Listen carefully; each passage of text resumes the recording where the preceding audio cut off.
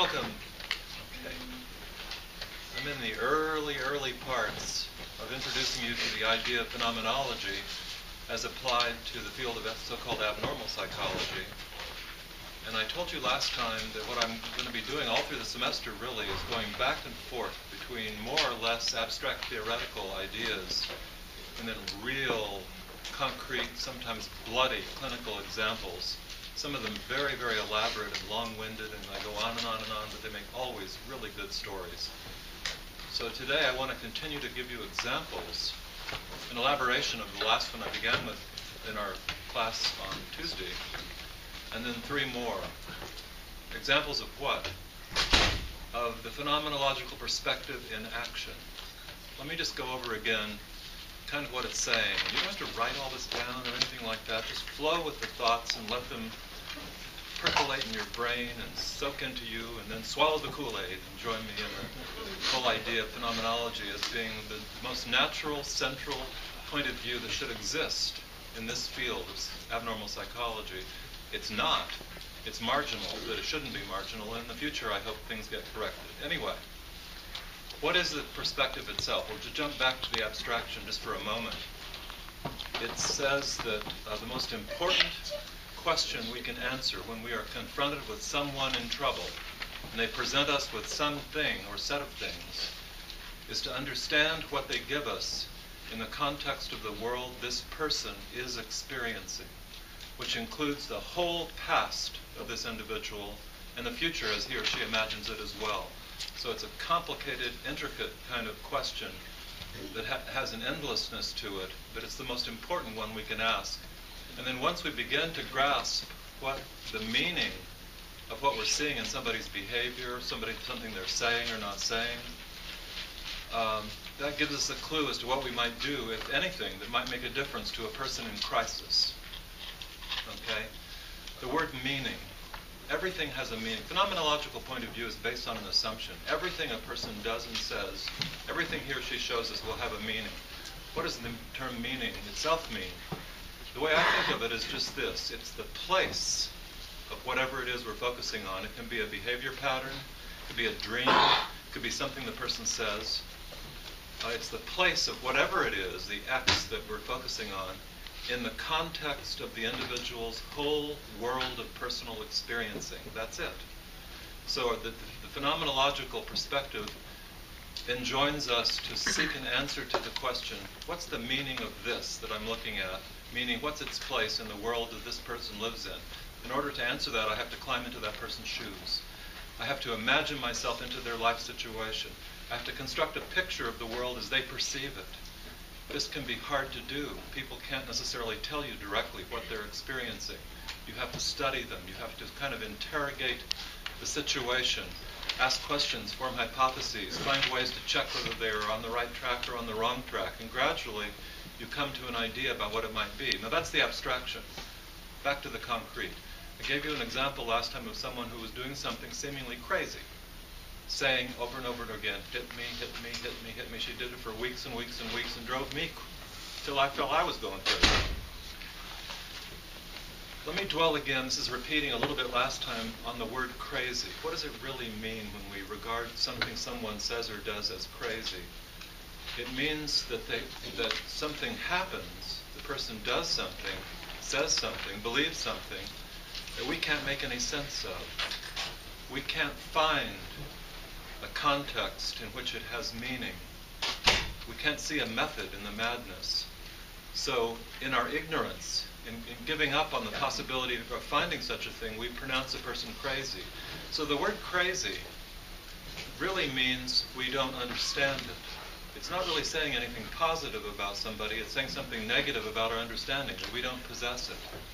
Phenomenology doesn't believe in the idea of crazy. It believes in the idea that everything has a meaning, but it can be very difficult to find out what it is. So I want to give you a series of examples to bring this idea to life.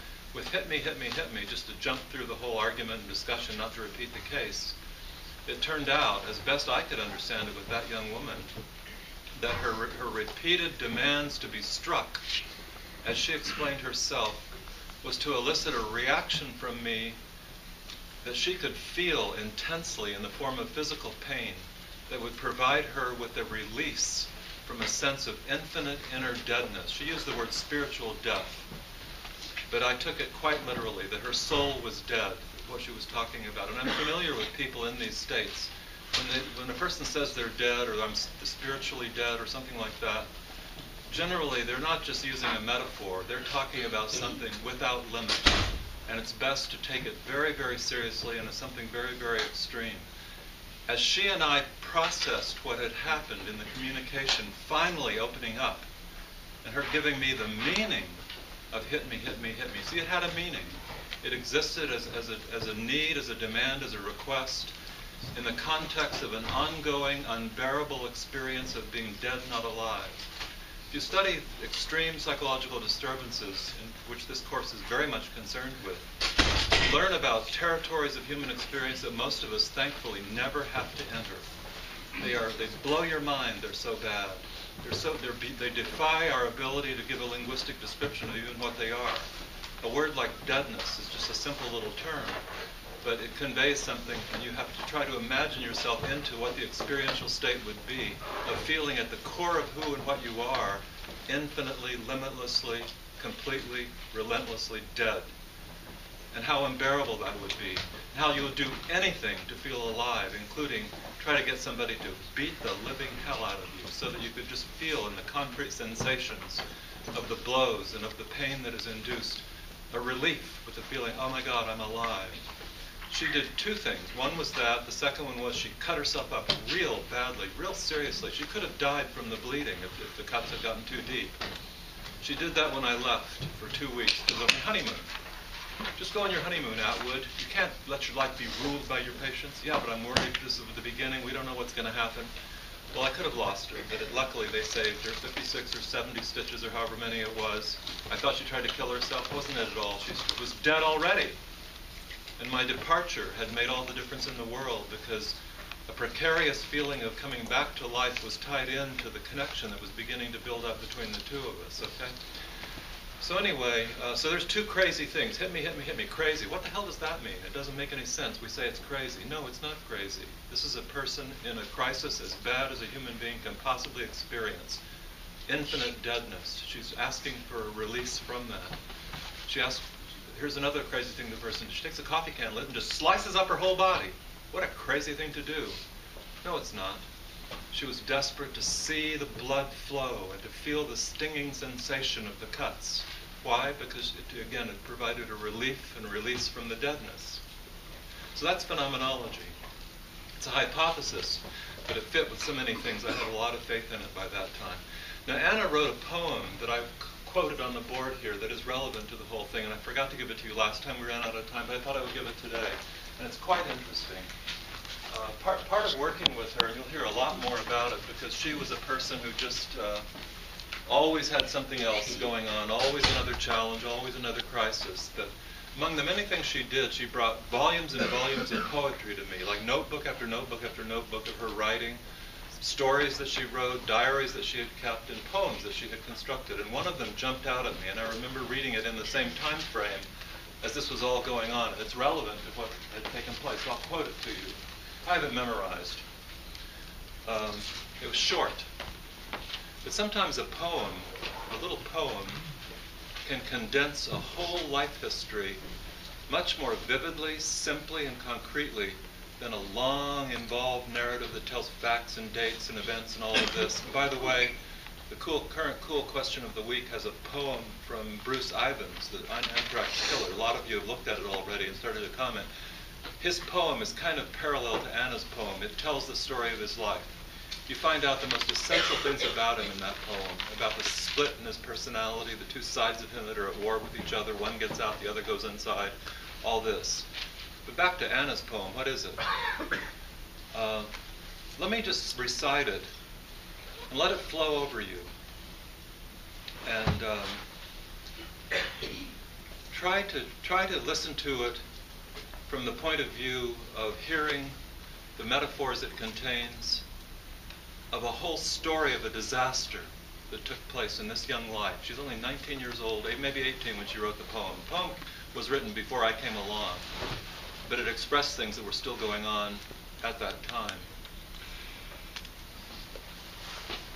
maybe I'll also tell you as a prelude to reciting the poem, which I've written up there anyway, that I think of this poem as almost perfectly parallel to the sequence of events that is described by R.D. Laing in the book The Divided Self, that can happen to a person who is feeling vulnerable to annihilation by relations with others and undergoes a split in the personality and then gets in trouble because of the consequences of that splitting. And I'll go over that as we flow through the poem itself, or after I recite it to you. So just let it flow over you. What I like to do when I get something like this is just read it, try not to have any preconceptions. I think of the words as flowing over my mind like a waterfall, and then I just wait for what thoughts come to me. I'm like that. And I've learned to be that way, and sometimes I get really good ideas. Sometimes I get really stupid ideas that way, too. Anyway, here's Anna. It all came down on me, so I hid in my special closet. But no one was around to report me missing. I'm searching for my soul in an empty corridor of my mind. Only can I exist like a dead piece of wood. Unquote. Okay, that's it right there. All right? And I've written it on the board as she wrote it to me. The word I was not capitalized. It was just a small little letter. And I would pay attention to something like that. Every aspect of the little creation will have a significance to her, okay? It all came down on me. That's the trauma of her life. We don't even need to know the details of what exactly happened. The losses, the abuse, the neglect, the misunderstandings, the invalidations, whatever, they were what they were. But she's kind of summed it all up. It all came down on me. It calls up an image of something crushing, like some avalanche fell upon her life, okay? I think of Laing. Laing talks about ontological insecurity. That's the fear that in relating to other people, one will be engulfed, imploded, turned to stone, destroyed, annihilated. Something happened to make this young woman feel annihilated, or the threat of her complete and total annihilation. Mount Everest fell on her. I don't know what the details are, but this happened. She's talking about it. So I hid in my special closet. Laing talks about one of the ways that we can contend with the danger of getting destroyed, absolutely, in our relations with other people, is by dividing off a part of ourselves that is denied access to other people, and other people are denied access to it. It becomes a kind of secret realm in our own minds where our true self, our genuine sense of who we authentically are, resides and is protected. It exists in a kind of an invisible plane, separate from the outside world. What we show to the outside, though, is another face as part of ourselves, a kind of mask. We go along, we play the role, we comply with people's expectations. But this compliant, mask-like identity that is shown to other people is really a false self. That's what Laing calls it.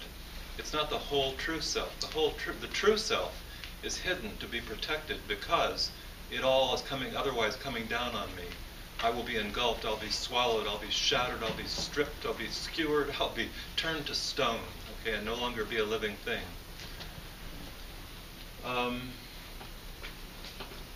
No one was around to report me missing. A person can undergo a split like I'm talking about, and the parents don't even know it happened, or the family context doesn't register anything. They still see the same child getting up in the morning, behaving more or less appropriately, drinking her orange juice and so on. They don't see that something momentous has happened.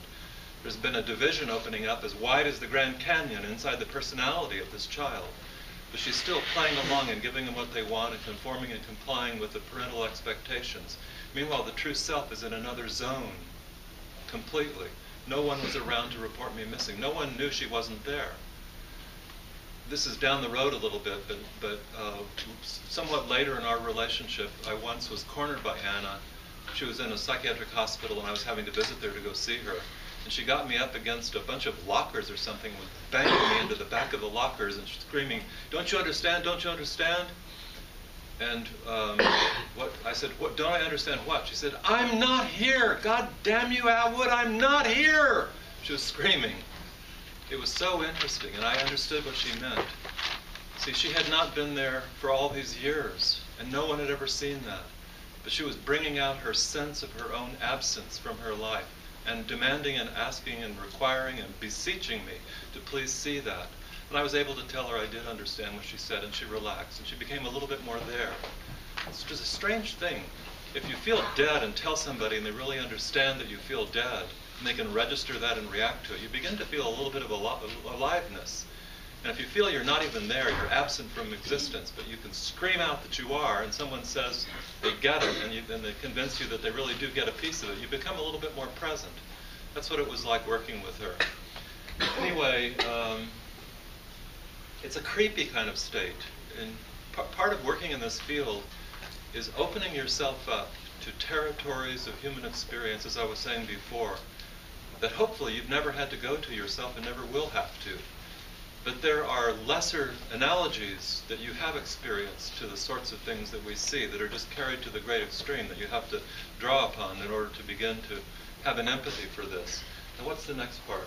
I'm searching for my mind, for my soul in an empty corridor of my mind. Here's another part of Lang for you. It's so interesting. He said, what really happens to someone who is threatened with annihilation and who fends off the ultimate catastrophe of losing being itself by separating from the social world and hiding the true self in a kind of inner chamber, cut off from all social relationships? He said, you get in trouble for doing that too, because what is it that really sustains a human being ultimately in the feeling of being alive, of having an identity, of being an actual living human being, a living person? It is our relationships with other people. And if the cutoff from other people becomes profound enough, Lang uses the word volatilization. It's a metaphor. But the idea is that the true self, if it's just in its isolated chamber, in its special closet, using Anna's language and imagery, it tends to evaporate. There's like nothing there, because no person can sustain his or her own sense of being on a completely isolated basis. We need other people to confirm we are who we are, to validate us, support us, sustain us. So the person on the pathway of the divided self tries to save himself by going into isolation, because the danger of connection to other people poses the threat of annihilation. But he gets so isolated that he dies from the loneliness itself. He volatilizes, he evaporates, okay? I'm searching for my soul in an empty corridor of my mind. This is her story. She no longer knows who she is. There's just a feeling of inner emptiness. The feeling of fullness, that I am here, that I'm George, that your feeling that you are there, is connected to your relationships with people who know you, love you, hate you, don't give a shit about you one way or the other, whatever it might be. But if you're radically cut off from all human connectedness, you can't even be sure you're still there anymore. You might be subject to the emptiness, and you end up on the journey of looking for your soul in an empty corridor of your mind. Finally, only can I exist like a dead piece of wood. But the poem turns then to where she had found herself. She was in the feeling of inner deadness. And finally, in our connection, as it began to develop, it became possible through my relentless trying to understand her and engage her, for her to begin to talk about what had happened to her. And as far as I know, she had had years of psychiatric hospitalization. Her parents had seen her go through all kind of weird behavior patterns. No one had understood what had really happened to her until she and I got together. No one took the trouble to just sit down and really put it together that this is a person suffering from a feeling she wasn't there, who'd hidden herself from the traumas that had happened to her early, who felt she was dead, not alive. And miracles begin to take place when the human understanding begins to appear, and the sense of being understood. Another thing about this case is a preview of many of the cases that you'll hear about in this class.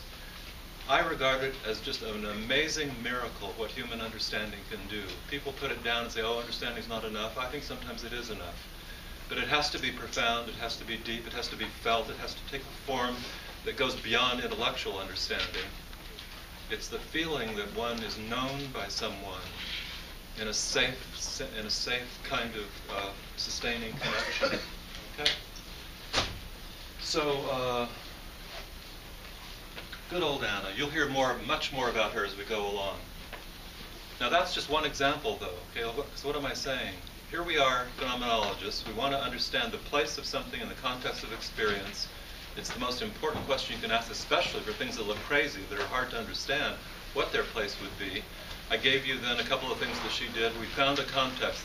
The story's not over, because what is it that happened to her that led to all this is also part of the story. We'll get to that. But for now, let me leave this example and go on to a second one. I want to tell you two more, three more, actually, stories about crazy behavior, meaning behavior that at first seems not to have a meaning we can understand. And then the phenomenological exploration leads us to at least a good hypothesis about what its context is and then what its meaning will be. Question, example 2. This is one I have to kind of psych myself up for talking about, because it happened a long time ago, but the memories are very vivid if I can dredge them out from the forgettery of my brain. Here it is. The year is 1969, so this is 42 years ago, basically. And I was working in a psychiatric hospital at the time on the inpatient unit.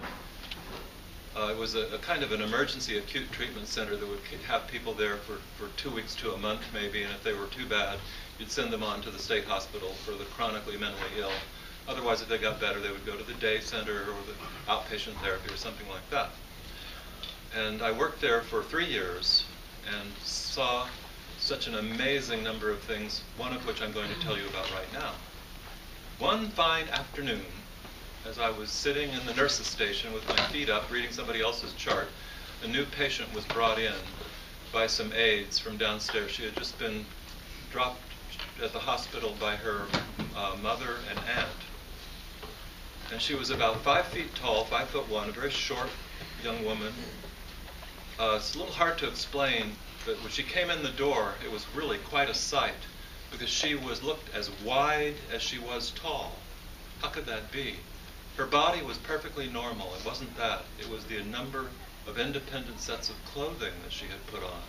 She was wearing at least 15 or 16 completely separate outfits, one on top of another, on top of another, on top of another, on top of another. So you have to imagine this person coming in that's like this wide, looked like a desk coming in the front door. And she was completely mute. She wouldn't talk at all. And so she had been, she frightened her mother and her aunt. She had put on all these clothes over a period of a couple of days at home, descended into complete muteness, wouldn't come out of her bedroom. And so they forced the issue finally and brought her to the psych hospital to see what could be done for her.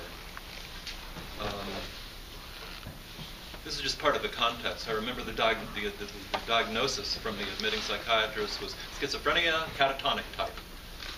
She was pretty rigid, hardly moving at all, completely mute. Those are symptoms that will get you that diagnosis if you care about the diagnostic system, which I hate. You'll hear a lot of stories from me about the diagnostic system and all its problems. But the human emergencies that are labeled by the diagnostic system do exist, and she was in one. What was she wearing? It was just incredible how many clothes there were. And they were layer upon layer upon layer. So as I found out as we went along, like she had a big fur coat on, like a big old raccoon or something like that coat. And then underneath that were 5 or 6 jackets of varying sizes, all on top, one on top of another, on top of another, top of another. Then under the jackets, a couple of sweaters. Then under the sweaters, 3 or 4 blouses. Then under those, various kinds of undergarments. Multiple brassieres under the whole thing. She had 4 or 5 hats on top of her head, all tied. There was giant bows coming out from underneath her chin. And hats and hats and hats and hats. And on her legs, she had, if we go from the inside out, she had multiple sets of silk underwear, and then multiple stockings on top of that. Then on top of that, tight jeans, 2 or 3 pair of those pulled on top of that.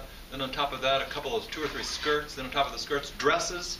Then wrapped on the whole thing around, of course, the giant fur coat. What an amazing sight it was. Why are you wearing so many clothes?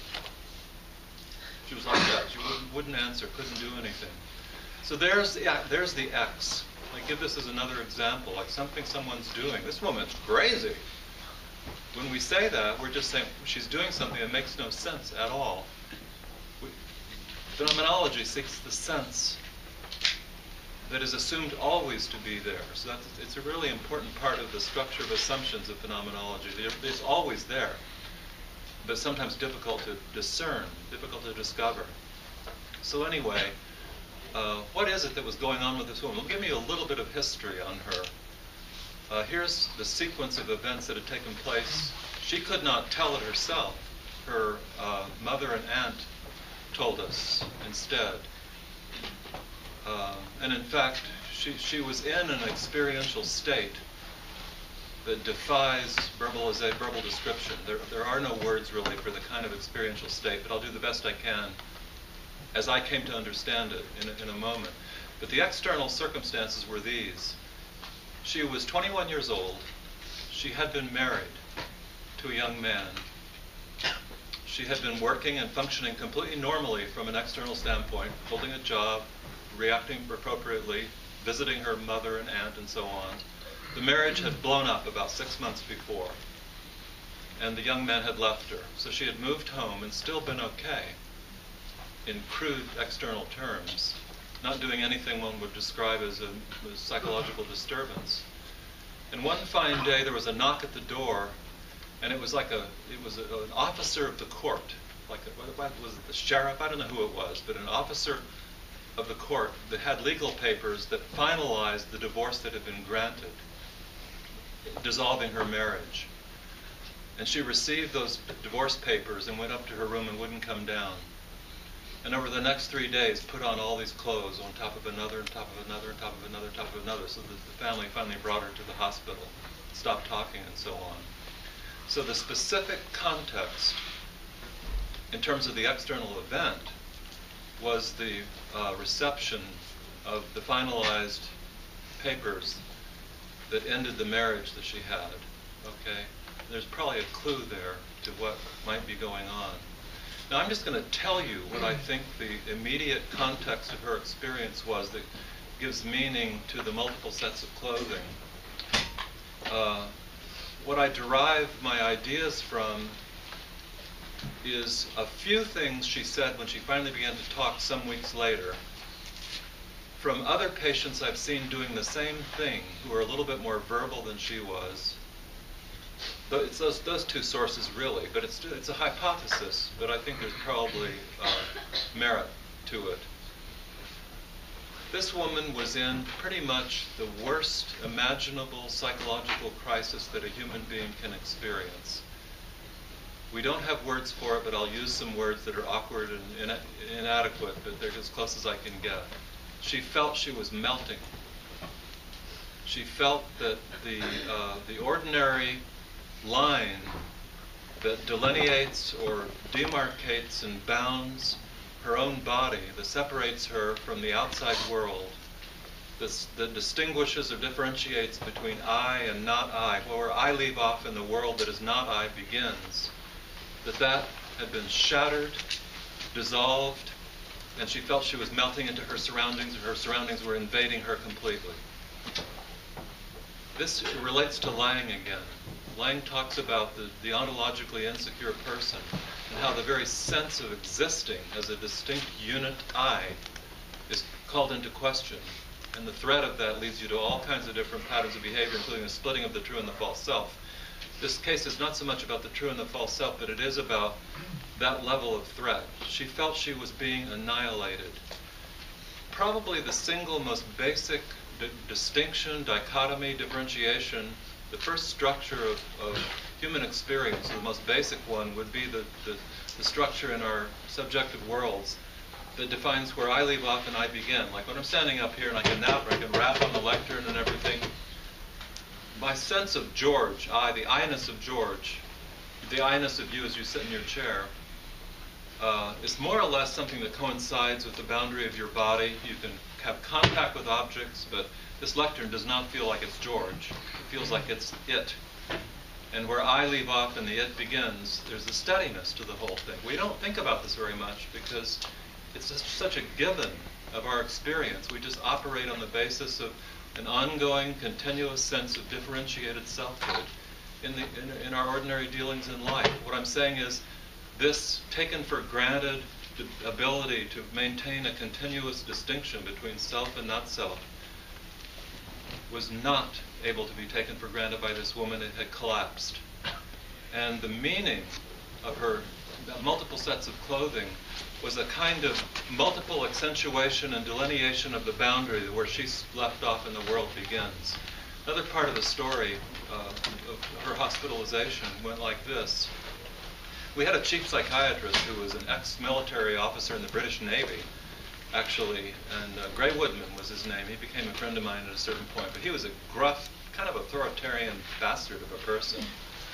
And he said when he met this woman and saw her situation, his first suggestion issued as a kind of military order to our aides was, "I'll have those clothes removed and put her in hospital whites." But when aides would get near the woman and start to take any bit of their clothing off, she would go into one of these states of superhuman strength to keep you from doing it. It would have taken like 5 or 6 big muscle-bound guys with white suits on to strip the clothes off this woman. She would fight as if she was hanging over a pit of starving alligators, and we were going to be thrown in if you take the clothes off.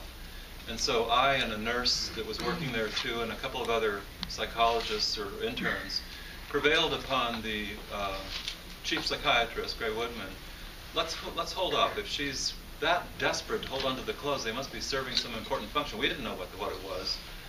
But let's see if we can instead help her, and maybe she'll take the clothes off of her own accord. Got to be a little bit of a problem after the first week because she stunk to high heaven. It was horrendous. She's sweating. It was hot. This is late summer, 1969 or something like that. It was horrible.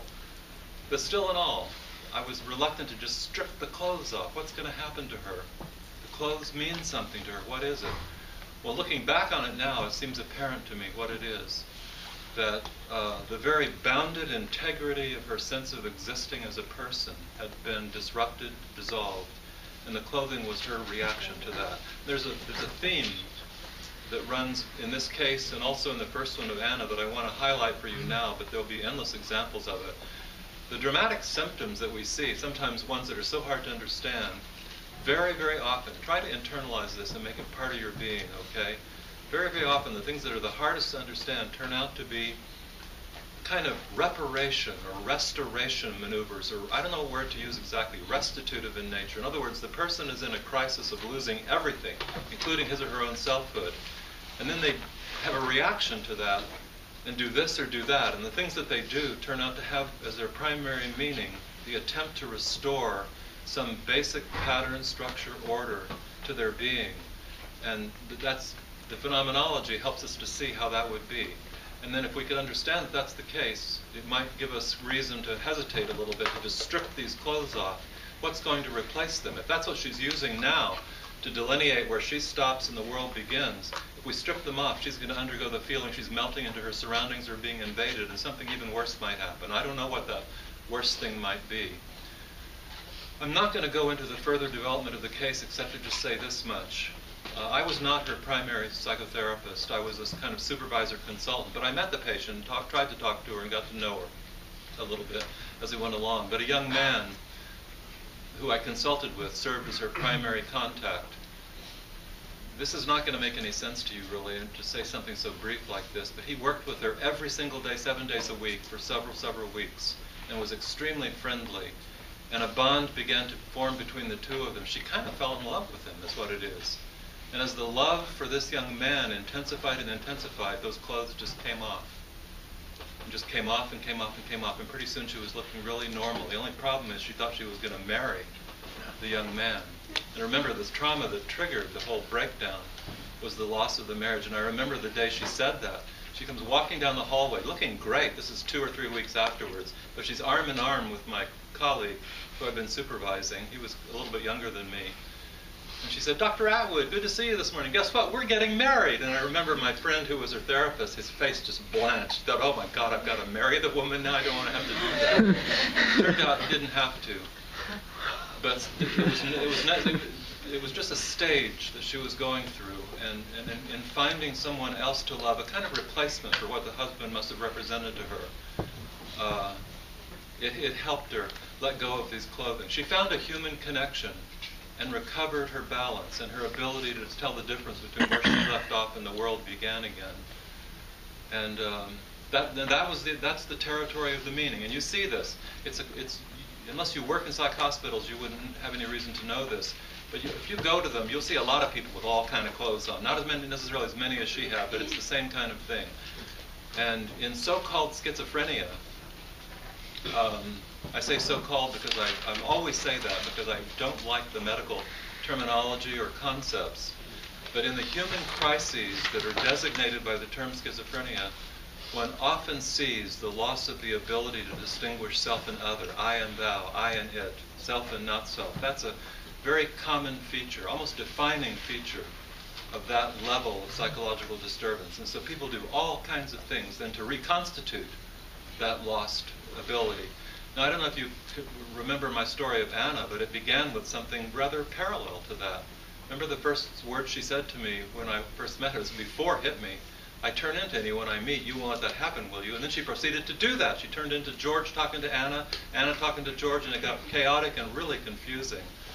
So it's not the same form exactly, but it reflects a similar kind of thing, a similar territory of human experience where the ability to hold on to a feeling of continuous identity of one's own is lost, and the confusion of self and other takes place.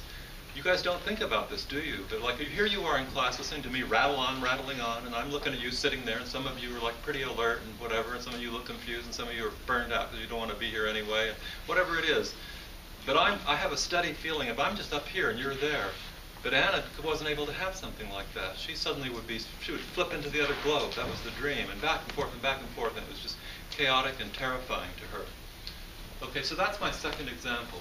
Hit me, and the cutting of herself was example number one. It had to do with deadness. The second example is wearing all these multiple sets of clothing. Looks so crazy.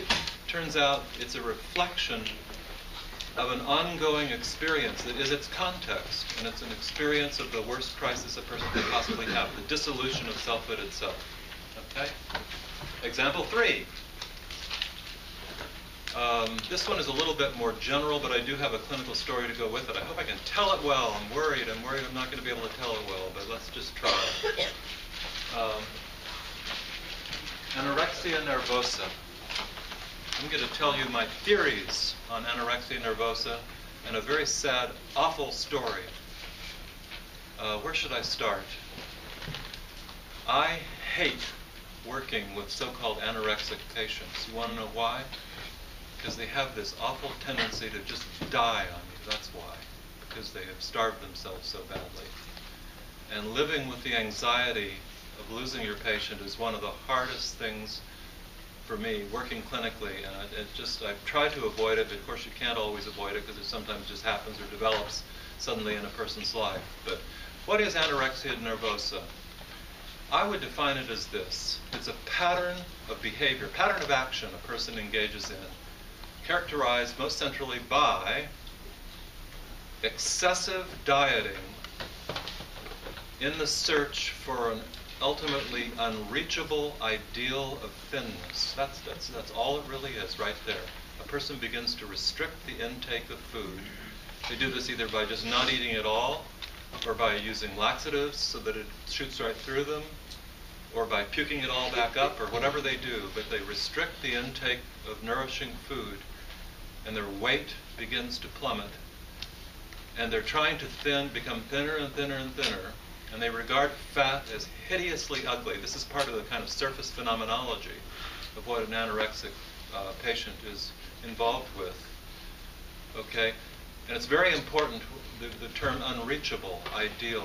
It's like, anorexia is not when a person wants to be really, really thin. And so I set a goal, if I want to be really, really thin, because I've gotten fat in my old age. So let's say I want to be really thin and go down to even 125. So I lose a lot of pounds to get there. But that would be a reachable ideal. I could do it and I'd stop when I got there. But a true anorexic, the way I understand this as a psychopathological situation, doesn't ever have a stopping point. Because no matter how thin you get, as long as you're alive, if you look in the mirror, there might be one little tiny piece of flab still left on your body. And real bad anorexic patients are like that. And when I use terms like anorexia, I think only of the worst, the most extreme cases. Not people who are just compulsively needing to be thin all the time. That's not it at all. That's something separate. A true anorexic can't stop. And so part of the surface phenomenology of anorexia is that the child, most anorexics are young teenage girls or middle teen girls, but it can occur in adults or children. It can be in male or female.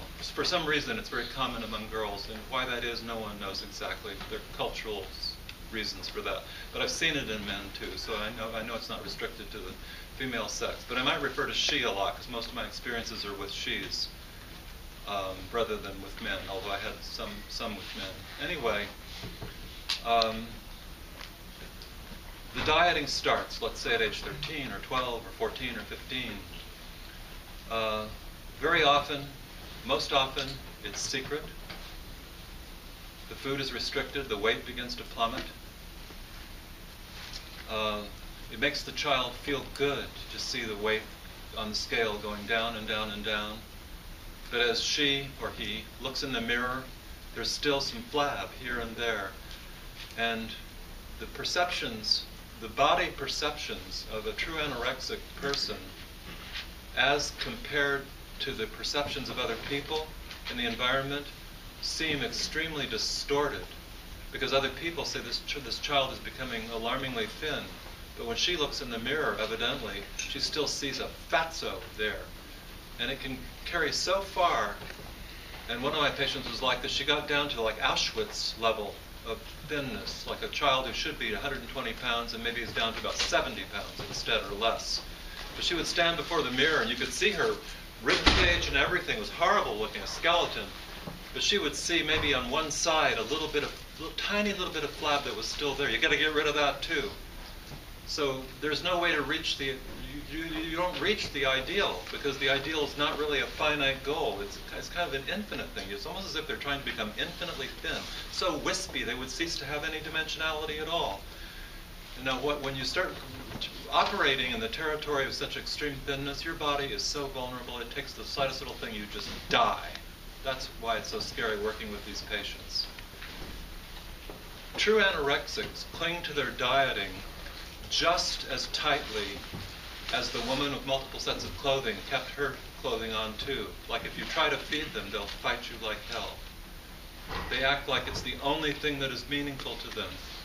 It almost seems like it proves something, indicates something, gives them something that otherwise is completely unavailable to them, something they can't live without. Like they can't live without the dieting. And I wrote something on the board here. I diet and lose ugly weight, therefore I am. It's a twist on Descartes. I think, therefore I am. It's almost as if I diet, therefore I am. And there are cases where anorexics have been forced to eat or been force-fed through nasal tubes or something like that, and then commit suicide. I wouldn't, rather than allow you to do that. So there's something very vital served by the dieting function itself. That's what I want to talk about. Because again, it's crazy behavior. Why do this? Why starve yourself down to Auschwitz level when you're risking your life? You're not ugly, you're perfectly attractive, you're too thin or whatever it is, but they don't see it that way. Their phenomenology isn't like that.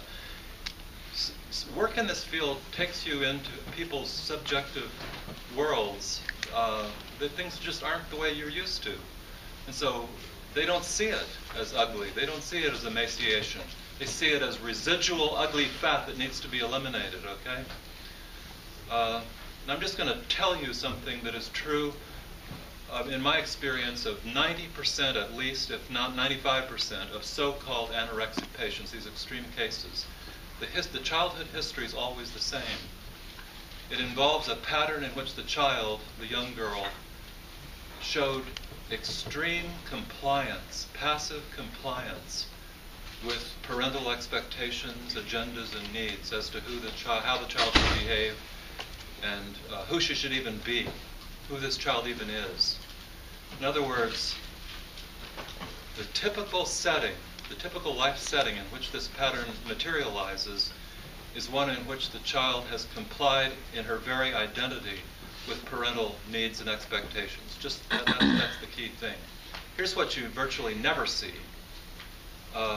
Like a history in which the child was always rebellious, self-assertive, difficult, pain in the ass. Instead, you hear, she was the best little girl in the world. She never let us down. She never caused a problem. It's like that kind of thing, where the child senses what the parents want and need and expect and gives her whole self to embodying that. That's the typical thing. There's always exceptions, so there's going to be 10% that's not like that. I don't want to worry about that.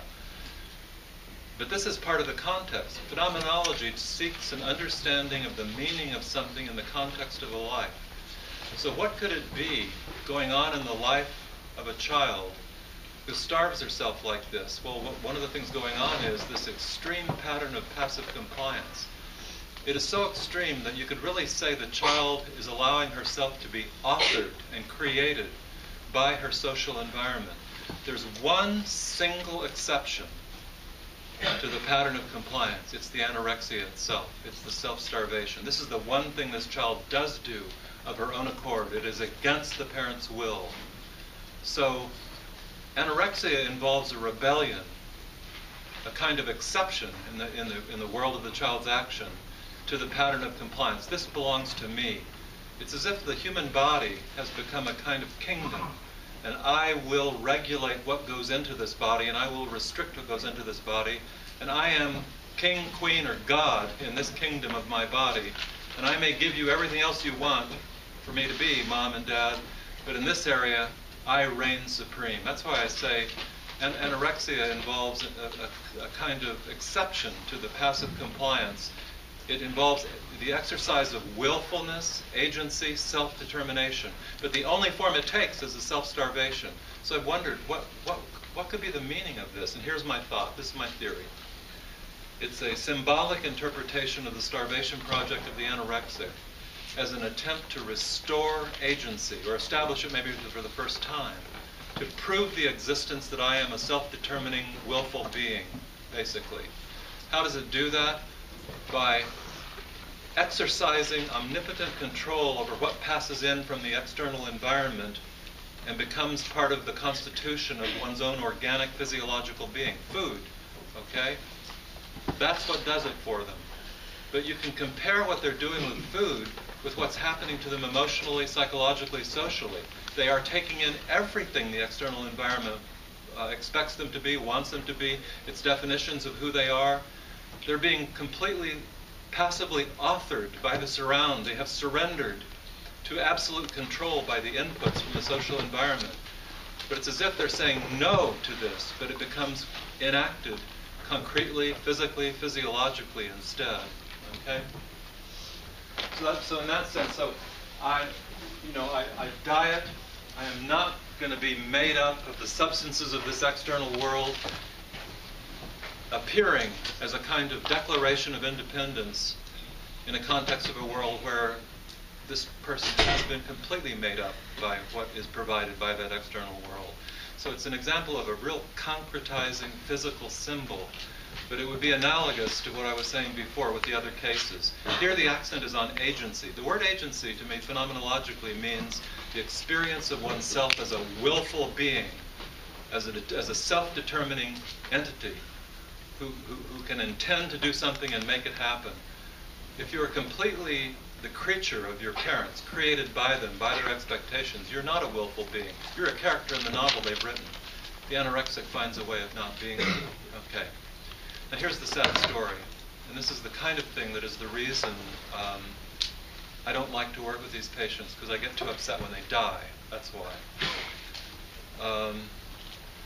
This is a case, not that I was the therapist, I was the psychoanalytic consultant on a very, very bad anorexic patient's treatment for about 3 years. And a psychoanalytic colleague of mine, then a student in an institute that I'm a faculty member in New York City, was the therapist. And the patient was maybe 30 years old, but had been a bad anorexic since the age of 12 or 13. It was a classic life history pattern. She had been the best little girl in the world until she was 13 and started in on the self-starvation. The parents, I'll just say some words and throw them at you, and I don't know what sense you're going to make of them. They were very unconscious of their impact on their daughter. They were both profoundly narcissistic.